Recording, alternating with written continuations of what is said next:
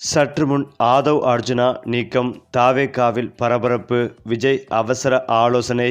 அதாவது 2026ஆம் ஆண்டு நடைபெறவுள்ள தமிழக சட்டமன்ற தேர்தல் நெருங்கி வரும் நிலையில் மாநில அரசியல் களம் கூட்டணி பேச்சுவார்த்தைகளால் சூடுபிடித்துள்ளது.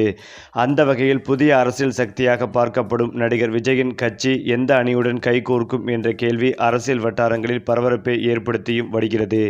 சமீபத்தில் தமிழக வெற்றிக் கழகம் கட்சியின் பொதுச் செயலாளர் புசி ஆனந்த் தலைமையில் நடைபெற்ற மாவட்ட செயலாளர்கள் கூட்டத்தில் அதிமுகவுடன் கூட்டணி அமைப்பது குறித்து ஆலோசிக்கப்பட்டதாக தகவல்கள் வெளியாகி உள்ளன. திமுகவிற்கு எதிராக வலுவான அணியை உருவாக்க வேண்டும் என்ற கருத்தும் கூட்டத்தில் முன்வைக்கப்பட்டதாக கூறப்படுகிறது. மேலும் இந்த கூட்டணியில் தாவேகா கட்சிக்கு சுமார் 50 முதல் 60 தொகுதிகள் ஒதுக்கப்பட வேண்டும் என்றும், நடிகர் விஜய்க்கு துணை முதலமைச்சர் பதவி கிடைத்தால் சிறந்ததாக இருக்கும் என்றும் சில நிர்வாகிகள் கருத்து தெரிவித்ததாக தகவல்களும் தெரிவித்தும் வருகின்றன. அதே நேரத்தில் கட்சியின் சில நிர்வாகிகள் தாவேகா தனித்து போட்டியிட வேண்டும் என்ற கருத்தையும் முன்வைத்துள்ளதாக கூறப்படுகிறது. புதிய கட்சியாக மக்கள் மத்தியில் நேரடியாக ஆதரவை பெறும் வாய்ப்பை பயன்படுத்த வேண்டும் என்ற வாதமும் முன்வைக்கப்பட்டுள்ளது. இந்த நிலையில் தாவேகா மற்றும் அதிமுக கூட்டணி குறித்து வெளியாகியுள்ள தகவல் தமிழக அரசியல் வட்டாரத்தில் பரபரப்பையும் ஏற்படுத்தி வருகிறது. அதிகாரப்பூர்வ அறிவிப்பு வெளியாகும் வரை இந்த விவகாரம் குறித்து பல்வேறு அரசியல் யூகங்கள் தொடரும் என்றும் அரசியல் விமர்சகர்கள் கருத்துக்களை தெரிவித்தும் வருகிறார்கள். ஏனென்றால் தாவேகா பொதுச் செயலாளர் புசி ஆனந்த் தலைமையில் நடைபெற்ற அவசர ஆலோசனை கூட்டத்தில் 120 மாவட்ட செயலாளர்கள் பங்கேற்றுள்ளனர். அதில் 98 மாவட்ட செயலாளர்கள் மூலமாக கூட்டணி அமைக்கலாம் என்ற கருத்தை கூறியதாக சொல்லப்படுகிறது. கடந்த சில நாட்களாகவே பாஜக தரப்பில் தாவேகாவுடன் பேச்சுவார்த்தை நடத்தப்பட்டு வருவதாக சொல்லப்பட்டு வருகிறது. ஆந்திர துணை முதல்வர் பவன் கல்யாண் மூலமாகவும் விஜயின் நண்பர் விஷ்ணு ரெட்டி மூலமாகவும் பாஜக அணுகி வருவதாக கூறப்படுகிறது. ஆனால் பாஜகவை கொள்கை எதிரி என்று விஜய் ஏற்கனவே அறிவித்துவிட்டார். இதனால் கொள்கை எதிரியுடன் கூட்டணி அமைக்கப்படுமா என்ற கேள்வியும் எழுந்துள்ளது.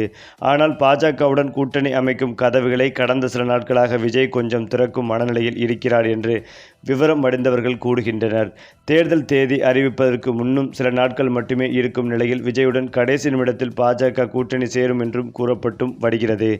இந்த நிலையில் தாவேகா தரப்பில் பொதுச் செயலாளர் புசி ஆனந்த் தலைமையில் அவசர மாவட்ட செயலாளர்கள் கூட்டம் ஆன்லைன் வாயிலாக நடைபெற்று வந்தது. மொத்தமுள்ள 132 மாவட்ட செயலாளர்களில் 120 மாவட்ட செயலாளர்கள் பங்கேற்றுள்ளனர். அவர்களிடம் கூட்டணி அமைத்து போட்டியிடலாமா அல்லது தனித்து களமிறங்கலாமா, பாஜகவுடன் கூட்டணி அமைக்கலாமா என்று கேட்கப்பட்டுள்ளது. முதலில் தேர்தல் பணிகள் தொடர்பாக மட்டுமே ஆலோசிக்கப்பட்டுள்ளது. இதன் பிறகு கடைசி நேரத்தில் இந்த கேள்வியை புசி ஆனந்த் கேட்டிருக்கிறார். இதற்கு 120 மாவட்ட செயலாளர்களில் 98 மாவட்ட செயலாளர்கள் பாஜகவுடனான கூட்டணிக்கு ஆதரவு தெரிவித்ததாக சொல்லப்படுகிறது. அதேபோல அனைவரும் விஜயின் முடிவு என்னவோ அதற்கு ஆதரவு அளிப்போம் என்றும் கூறியிருக்கின்றனர். இதனால் விஜயின் முடிவில் மாற்றம் இருக்குமா என்ற சந்தேகம் எழுந்துள்ளது. ஏனென்றால் விஜயுடன் கூட்டணி அமைக்க எடப்பாடி பழனிசாமி முயற்சிகளை மேற்கொண்டார். ஆனால் விஜயின் டிமாண்ட் மிகப்பெரியதாக இருந்ததால் பாஜக பக்கம் திரும்பினார். தற்போது பாஜக தரப்பில் துணை முதல்வர் பதவியும் 60 சீட்டும் விஜய்க்கு கொடுக்கப்பட்டதாக பேச்சுவார்த்தையும் நடத்தப்படுவதாக கூறப்படுகிறது. ஆனாலும் ஒரு சில மாவட்ட செயலாளர்கள் அப்படியெல்லாம் பாஜகவுடன் கூட்டணிக்கு போனால் நம்ம கட்சி ஆரம்பித்த நோக்கத்திற்கே எதிராக போய்விடும், இப்போ இருக்கிற மக்களோட ஆதரவையே இழந்துடுவோம், எப்பவும் நம்ம தலைவர் தான் சிஎம், நாம கூட்டணிக்கெல்லாம் போக வேண்டாம்னு சொல்லி வந்திருக்காங்க. இதுதான் மாவட்ட செயலாளர்கள் கூட்டத்தில் நடந்தது சால் என்கிறார்கள். மேலும் இந்த கூட்டம் முடிஞ்சதும் விஜயை புசி ஆனந்த் போய் பார்த்தார். அப்போ நம்ம மாவட்ட செயலாளர்கள் கூட்டணி விஷயத்தில் இந்த மாதிரி கருத்துக்களை சொல்லியிருக்காங்கன்னு புசி சொல்லிட்டு இருக்கும் போதே விஜய் முகம் கோபமாக மாறிவிடுச்சு. அதே கோபத்தில் உங்களுக்கு எதுக்காக கூட்டம் நடத்த பெர்மிஷன் கொடுத்தேன், கூட்டணியை பற்றி பேசுறதுக்கா, உங்ககிட்ட மாவட்ட செயலாளர்கள் கூட்டத்தை நடத்துங்கன்னு சொன்னேன், எலெக்ஷன் வேலையை பார்த்துக்கிறதுக்காக தான் கூட்டத்தை நடத்த சொன்னேன், நீங்கள் என்ன செஞ்சு வச்சுருக்கீங்கன்னு புசியை திட்டிருக்காரு விஜய்.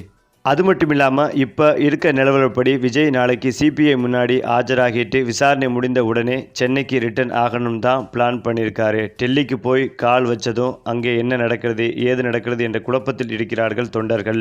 இந்த நிலையில்தான் ஆதவ் அர்ஜுனா திமுகவின் ஸ்லீப்பர் செல் தான் என்பதை விஜய் புரிந்து கொள்ள வேண்டும் என அவருடைய மைத்துனரும் லட்சிய ஜனநாயக கட்சியின் தலைவருமான ஜோஸ் சார்லஸ் மார்டின் தெரிவித்துள்ளார். இது குறித்து அவர் செய்தி சேனலுக்கு அளித்த பேட்டியில் கூறியிருப்பதாவது: விஜய் ஒன்றை நன்றாக புரிந்து கொள்ள வேண்டும். ஆதவ் அர்ஜுனா தாவேகாவிற்கு நுழைந்தது சேவையாற்ற அல்ல, அவர் திமுகவின் ஒரு ஸ்லீப்பர் செல்ஸ். விஜயையும் அவரது கட்சிகளையும் வேரோடு அழிப்பதற்காகவே ஒரு திட்டத்துடன் அவர் உள்ளே அனுப்பப்பட்டுள்ளார். கூட்டணிக்கு முட்டுக்கட்டை. தாவேகா மற்ற கட்சிகளுடன் கூட்டணி அமைப்பதை தடுத்து அந்த கட்சியை தனிமைப்படுத்துவதே ஆதவ் அர்ஜுனாவின் முக்கிய வேலை. விஜயை திசை திருப்புதல், விஜய்க்கு தவறான தகவல்களை வழங்கி மக்கள் ஆதரவை எதிரணிக்கு சாதகமாக மாற்றும் சதி வேலைகளில் அவர் ஈடுபட்டு வருகிறார். 2ஆம் கட்ட தலைவர்கள் சிதைப்பு, கட்சியில் உள்ள மற்ற முக்கிய நிர்வாகிகளை ஓரம் கட்டிவிட்டு தன்னுடைய ஆதிக்கத்தை நிலைநாட்ட முயல்கிறார். கரூர் துயர சம்பவத்தில் 41 பேர் அப்பாவி உயிர்கள் பறிபோன கோர சம்பவத்திற்கு பின்னணியில் சகுனியாக இருந்து காய் நகர்த்தியவர் ஆதவ் அர்ஜுனா தான்.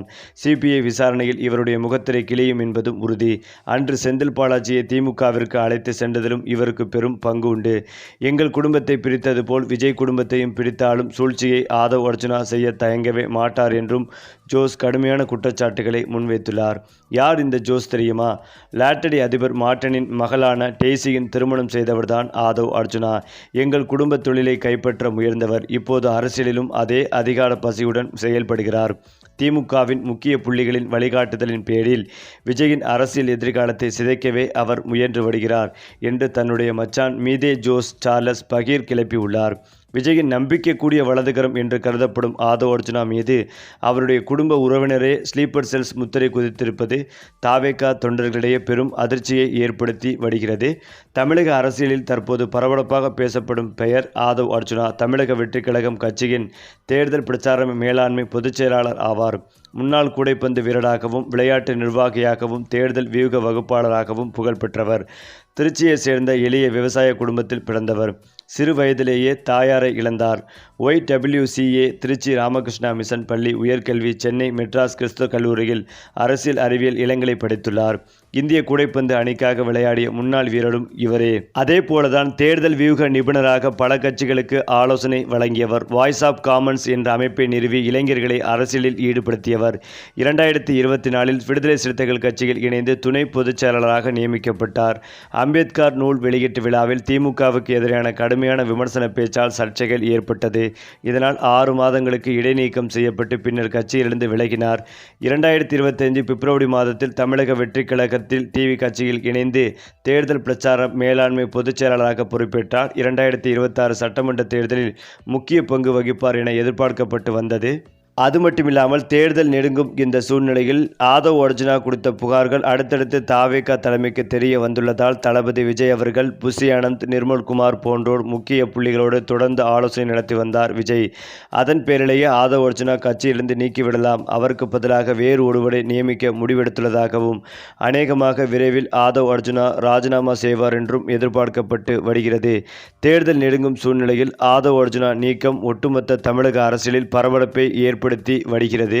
மற்றொரு தரப்பினர் ஆதவ் அர்ஜுனா மீது விஜய் மிகுந்த நம்பிக்கை வைத்திருப்பதாகவும் அவரை நீக்க வாய்ப்பே இல்லை என்றும் அவரை பற்றி வரும் தகவல்கள் எல்லாம் வதந்தி என்றும் தாவேகா தொண்டர்கள் கூறி வருகிறார்கள். சரி, இப்போ நீங்கள் சொல்லுங்கள், ஆதவ் அர்ஜுனா நீக்கம் பற்றிய உங்களுடைய கருத்துக்களையும் உங்கள் கமெண்ட்டில் சொல்லுங்கள். மேலும் இந்த வீடியோ உங்களுக்கு பிடித்திருந்தால் லைக் பண்ணுங்கள், ஷேர் பண்ணுங்கள், மறக்காமல் நம்முடைய சேனலை சப்ஸ்கிரைப் பண்ணிக்கங்க.